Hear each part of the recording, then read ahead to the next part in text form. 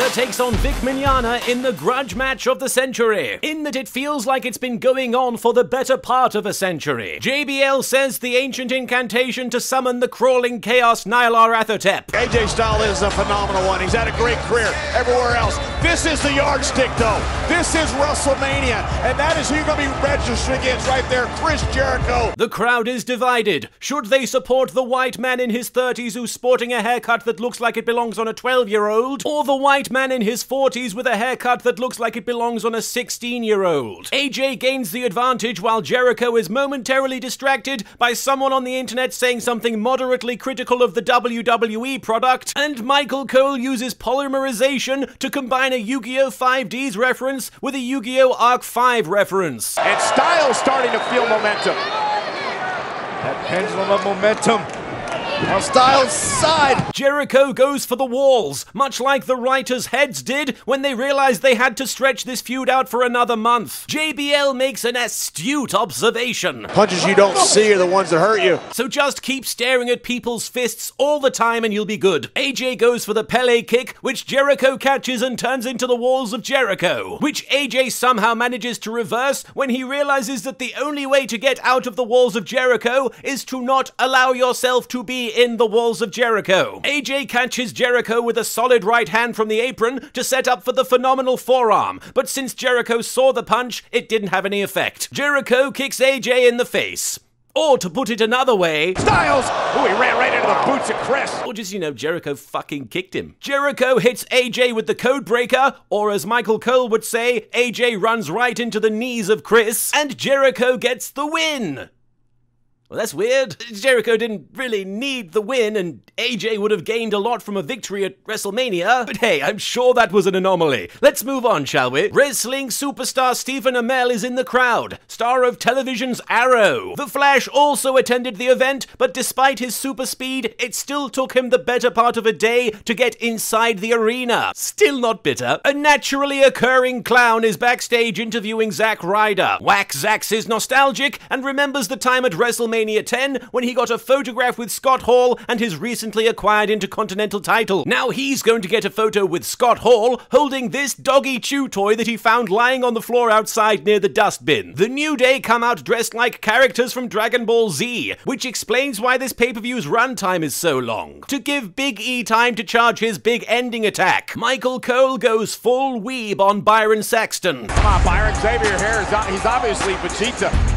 Dragon Ball Z, don't you know anything? Guy can name a Saiyan prince, but he can't name a fucking suplex. A successful group of talented men appears. No, not the League of Nations. I'm talking, of course, about Team 4-Star. Also some bald twat who probably fancies himself. The crowd is as lukewarm as the milk for the Bootio cereal as it's been sat out all evening, presumably because we've been subjected to variations of this match multiple times already, sometimes with actual stakes involved. Or perhaps, in keeping with the DBZ theme, those matches were just flashbacks that were meant to be edited into this match. Wade Barrett hits Xavier Woods with the bullhammer, allowing Sheamus to get the pin. The next night on Raw, the League of Nations would decide to remove Wade Barrett from their team as he is the weak link, even though he's literally the only reason that they won at WrestleMania. But to be fair, he does have a rather silly name, Wade. What is he, a man or the act of walking through a shallow body of water? After the match, retired professional wrestlers Shawn Michaels, Mick Foley,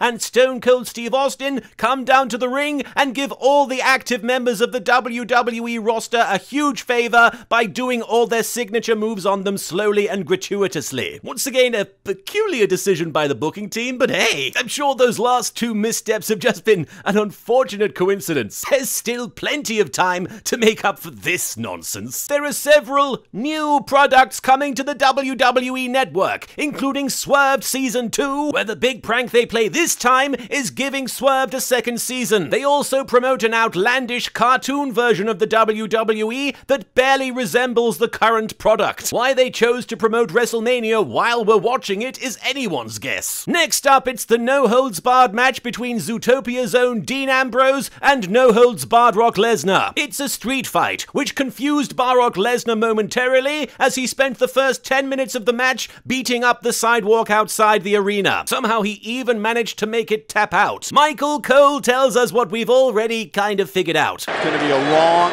painful night. And then we learn more about Barrock's ontological persuasion. These toys, these kendo sticks, these weapons, dangerous enough with his bare hands. I think he's going to subscribe to that philosophy. Ah yes, the ancient Greek philosophy of whacking the other guy on the back with a kendo stick. Also, don't forget to favorite and subscribe to that philosophy. The match itself is surprisingly tame, but somehow the commentary becomes more hardcore than any match in the history of the company. Dean Ambrose, when he was in Puerto Rico, he had ice cubes and batteries thrown at him. He called it a beautiful thing. That's the kind of mindset you're dealing with. Ice cubes and batteries to freaking Brock Lesnar, the former UFC champion. What the hell is wrong with you, I'm making a point that Ambrose is off, which we all know. You're making a dumb point. They don't make ice cubes in Puerto Rico. It's 140 degrees. Why would they even need ice cubes in hot places? Everyone knows freezers only exist in fucking Antarctica. You know, the ice cubes you don't see are the ones that make your drink much cooler. Barrock suplexes Dean for the umpteenth time, and JBL watches the trailer for the new Angry Birds movie. That man is getting launched. Dean and Barrock take it in turns playing with the foam lightsaber toys, and then Dean punches Barrock right in the Jimmy Johns. Dean grabs the chainsaw given to him earlier in the month by Terry Funk, but unfortunately, much like Terry, it doesn't know if it wants to work or not, and retires in a state of delirious confusion. Lesnar tries to pull Dean back into the ring, but Dean responds by shooting a fire extinguisher into Barrock's face. It may not seem like a very effective weapon, but then you'd be forgetting the classic 1950s Steve McQueen movie where he used that very thing to defeat Lesnar. The Barrock. As a last resort, Dean uses a weapon that we very rarely see in a professional wrestling match, making this street fight even more thrilling and not at all pedestrian. The steel folding chair. Just like the street fighters of old used to sit in. Ambrose using that chair every way possible. As a surfboard, as a Christmas tree ornament, as a way to keep a severely wobbly table from falling over. Every way possible. JBL compares Dean Ambrose to his favorite country in Western Asia. And Ambrose still throwing up the ring with chairs. Doesn't have the sense that God gave a rock. Well, give them time. They still need to build him up and build him up and build him up and build him up, and then he'll be solid. Solid as a rock. Dean Ambrose hits Barrock with dirty deeds onto a pile of steel chairs, and this monumental moment is reinforced by the commentary team when they refer to his finisher as a DDT. Also by Lesnar kicking out of it. But it's a street fight, so you know, just doing your finisher onto a bunch of steel chairs isn't gonna do the job. Barrock just does his finisher onto some steel chairs, and it does the job. And if you felt that finish was underwhelming, Byron has this to say to you. You can't say Dean Ambrose didn't push the beast. Yes, he definitely pushed him. In a literal sense. Lots of shoving involved. And maybe a bit of hair pulling and name calling. I had no idea when they called this match a street fight that the street in question was outside a grade school and everyone would be scared the teacher was watching. We cut to a commercial for Snickers posing as a backstage segment, which makes a nice change from a backstage segment posing as a commercial for the WWE Network. In this segment, Charlotte's father Ric Flair imagines that Ric Flair's daughter Charlotte is actually Ric Flair's unrelated acquaintance Zack Ryder. It's very rare that Ric Flair's alcohol-induced hallucinations leak into reality. Only at Wrestlemania. We go down the line of this year's WWE Hall of Fame inductees, including the winner of the Warrior Award, an accolade that the deceased Ultimate Warrior wished to go to all the fine men and women who work backstage at WWE and never get any credit. So far, both Warrior Awards have gone to a child who died of cancer and a woman who survived cancer. I have to say, it's very kind of the WWE to give all these cancer victims jobs backstage. I'm sure it helps them take their mind off their condition. Bit weird to hire children though. Before the triple threat for the WWE Women's title, Michael Cole takes some time to rave about his favorite Star Wars waifus, Princess Leia, Queen Amidala, and Mon Mothma. Three superstars who started a revolution, which has become a rebellion. It's time for the three-way bra and panties mud wrestling match for the WWE Divas title. What's that? Oh right, progress and shit. It's time for the WWE Women's title Triple Threat Championship match. Becky Lynch comes out in steampunk-themed attire, and JBL thinks R-Truth is poopy.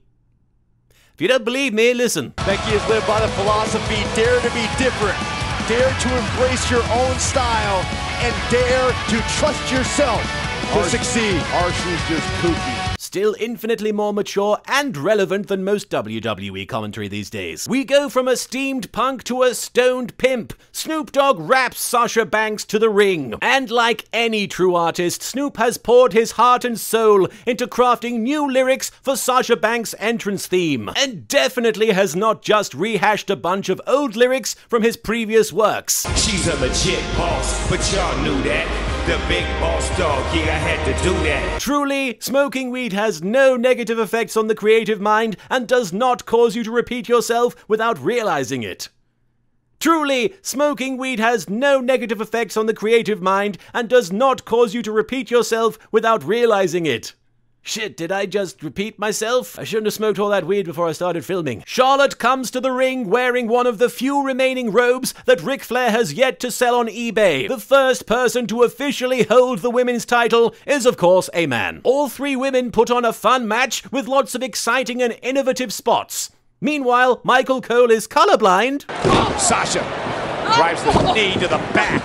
Now Sasha looking, grabs to the figure four. Well, you can see how we'd get the two confused, what with Sasha and Charlotte having so much in common.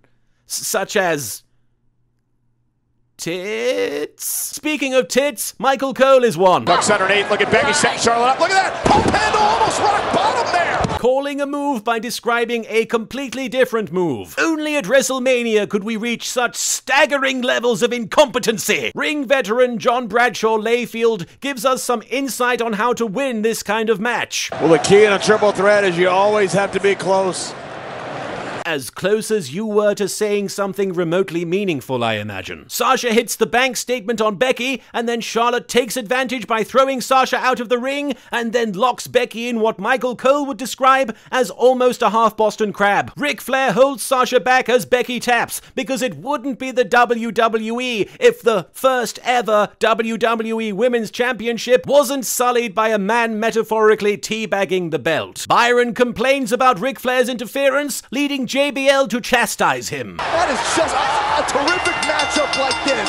And for Ric Flair to be the deciding factor outside that ring, come on. Give Byron a pacifier, go suck your thumb. So if he's sucking his thumb, what's he meant to do with the pacifier? There are huge holes in your insult, JBL, which makes a nice change from you just being a huge hole. Next up, it's Shane versus The Undertaker. Is it too late to add any more stipulations to this one? How about if Undertaker loses, they both have to get their heads shaved and kiss Vince's ass? The more stipulations we add, the more exciting the match becomes. It is legacy versus WrestleMania career. What the fuck is a WrestleMania career? I don't know, but it sure sounds like a thing, and if we threaten to take it away, people will be too confused to not care. It's time for the Hell in a Cell match for control of Raw.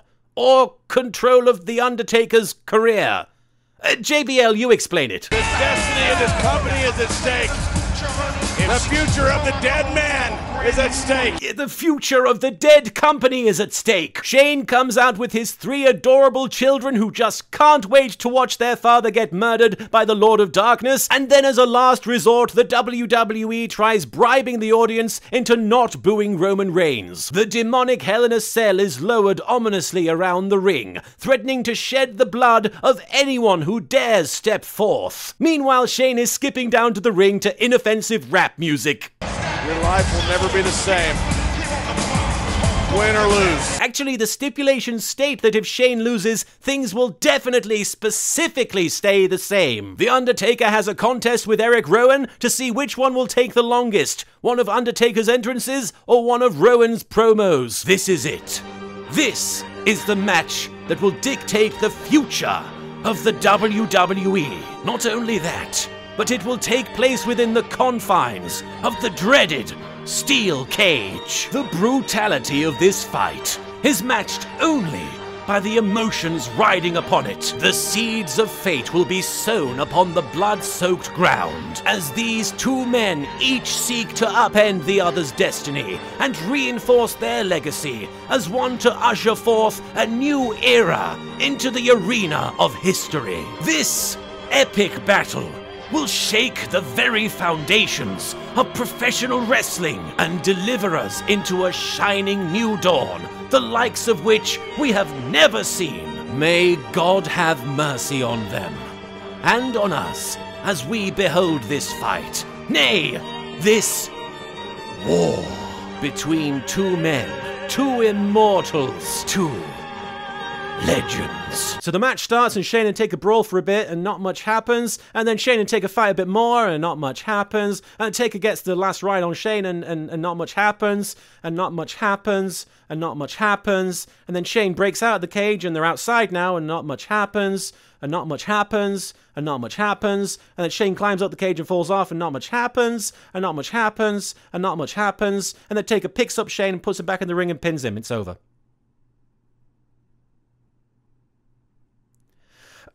Here's some snatches of commentary from this match that I just glossed over. Yeah, but in your little game of cat and mouse, though, Michael, how many times have the mice ever pinned the cat? I think you'll find that very thing happens in Stuart Little 3, The Revenge. JBL reads from Shane McMahon's Wikipedia article one line of text at a time. And the one thing about it is, with Shane with those pants on, it's like wearing a gi. You don't have a slipping problem that you could have. He was trained by the Gracies.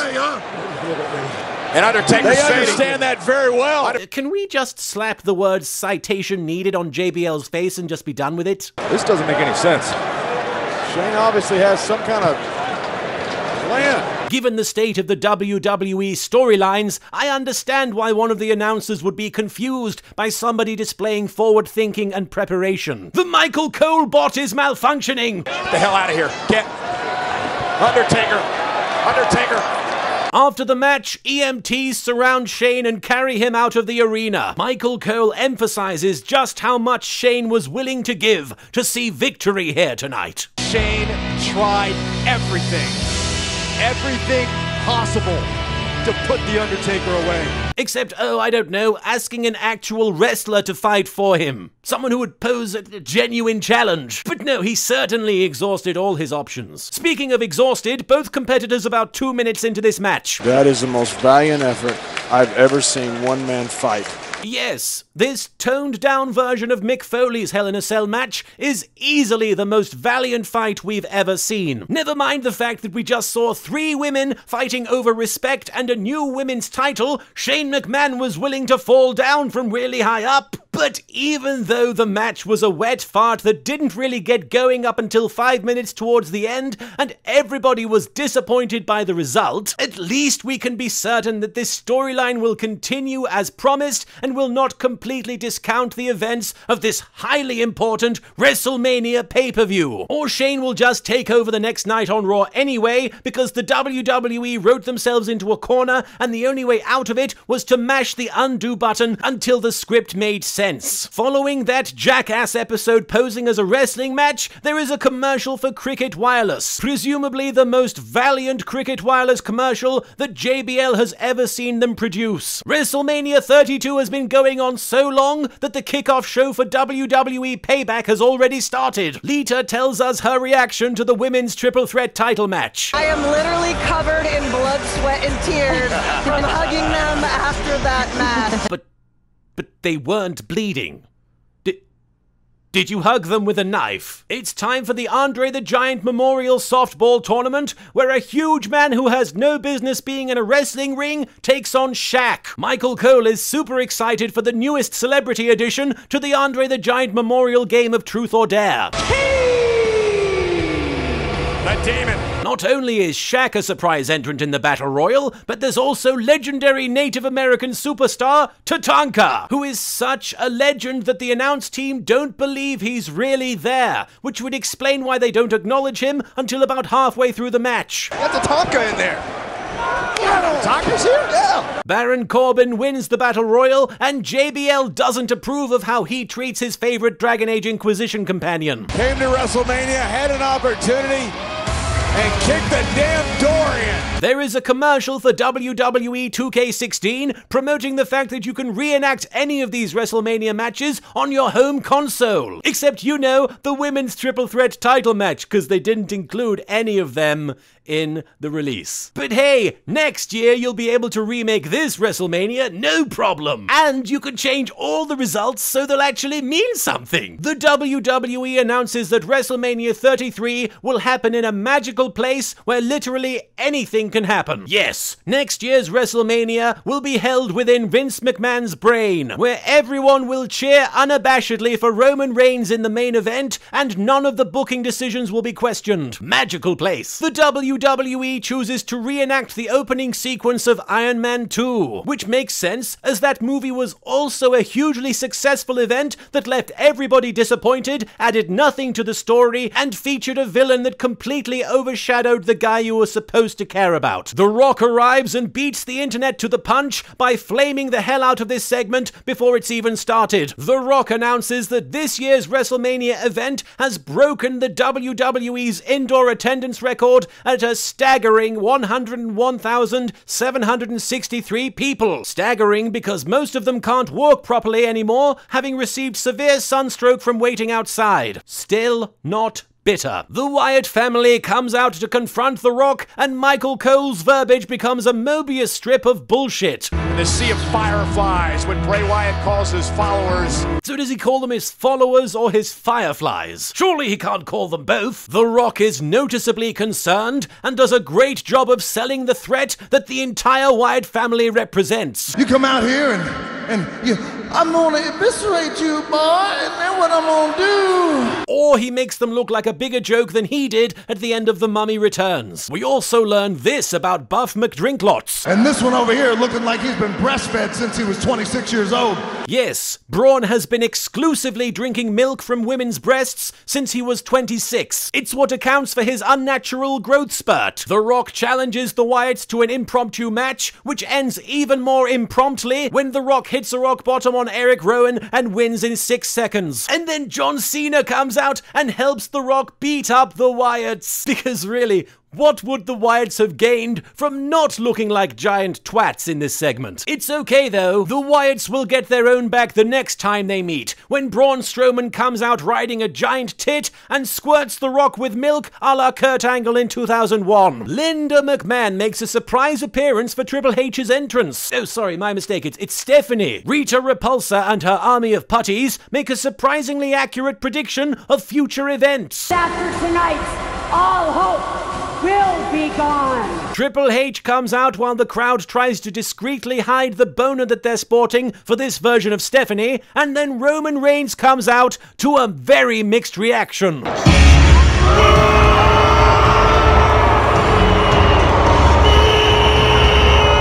Roman Reigns poses on the entrance ramp and fireworks go off all over the arena, causing the crowd to boo. Because the fireworks are so loud that they're drowning out Roman Reigns' theme music. Pyrotechnics? More like pie-no-technics. Michael Cole's mastery of gobbledygook continues to impress. Here is a very stelling stat. The competitors are introduced in this, the 30-second main event at WrestleMania. Introducing first, the challenger from Pensacola, Florida, weighing in at 265 pounds, Roman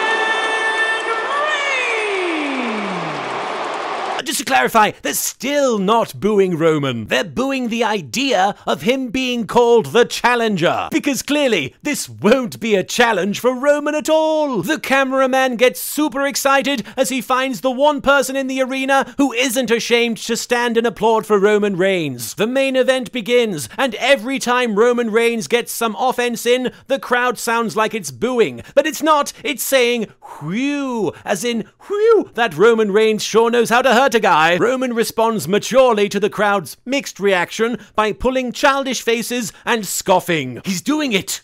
He's changing! No longer is he mildly smug. Now he's going to snidely mug. The crowd sounds like they spend half the match chanting Roman sucks, but they're actually chanting Roman struck, because they're super concerned for him every time Triple H strikes him. Michael Cole discusses Roman's stelling tat strategy. One thing Roman Reigns does not want to do, John, is to get into the a wrestling match with Triple H. Yes, instead he should try challenging him to a contest where the crowd might actually support him. Beer pong, for example. Drunk people will cheer for anybody. And if there's one thing you can say about Roman without a trace of sarcasm, it's that he is anybody. The thing about Roman is he's not a bad guy. He's not a good guy. He just wants to be the guy. Get used to hearing that for a while. JBL knows it's all about the mind game and how you play it. Roman Reigns wants to play mind games with him. Or find yourself playing checkers with a guy playing chess. Yes, that's how mind games work. You were expecting a simple game of Monopoly, but it was I, Cluedo. Stephanie gets on the apron and tries to distract Roman, but really, who would be distracted by a stunningly attractive woman in a get-up like that? Oh shit, the video. Byron mistakes Roman Reigns for the guy from the Lonely Island song, threw it on the ground. That's all Roman knows. Keep fighting, try to bring down the system. And Michael Cole tries to make this tepid main event seem interesting by adding outlandish cartoon sound effects. Again, Triple H with that swinging neck breaker and the impact boom right out of the floor. The crowd starts chanting for NXT, obviously in support of former NXT alumni Roman Reigns. And then they sound like they're chanting for some fellow named Nakamura. But if you listen closely, it's obvious they're saying, not that bored ya, because this match isn't boring, it's exciting. In a genius bit of writing, the WWE finally gets the crowd to cheer for something that Roman does by having him accidentally assault a woman. See, now people have a reason to get behind him, because he didn't mean to do the thing that got people to cheer for him. Also, he attacked a woman. Isn't that great? You must like him now. He didn't mean to do a thing that he did, which was hurt a lady. All of these things are good, and now we must like him. There are literally no holes in any of this. It's bloody airtight. The crowd are so excited for their new woman-beating savior that they start chanting for NXT Women's Champion Bayley, because they really want her to come out and give their fave Roman Reigns a big hug, obviously. Triple H gets out his trusty sledgehammer, and Michael Cole forgets the WrestleMania main event's stipulations. Again, if Triple H is disqualified, he will retain the championship. Machiavellian strategist Triple H swings blindly with his hammer, and Roman Reigns finally puts this WrestleMania out of its misery by spearing Triple H and getting the pin, winning him the WWE World Heavyweight Championship. Roman Reigns is your new WWE World Heavyweight Champion. No, they're not booing, they're saying flew, as in wow, those last 7 hours just flew by, because this WrestleMania was so great! And it definitely wasn't an interminable mess exacerbated by the fact that you had to stand outside for 4 hours in the hot sun beforehand. And I'm still not bitter! WrestleMania 32 is at an end. But don't be sad that it's over, be glad that it happened. Because when it's all said and done, we should just be grateful that we all got to witness such an important pay-per-view where all the decisions mattered. Jericho beating AJ Styles? That matters. Baron Corbin winning the Battle Royal? That matters. Undertaker beating Shane? That super matters. Zack Ryder winning the Intercontinental title? That really matters. But what matters most of all is that Roman Reigns is the new WWE World Heavyweight Champion, and that they fixed everything that was wrong with his character and were not going to boo him anymore. And now, to honor this momentous occasion, I leave you with the sounds of Roman Reigns' victory theme. Toodle pip.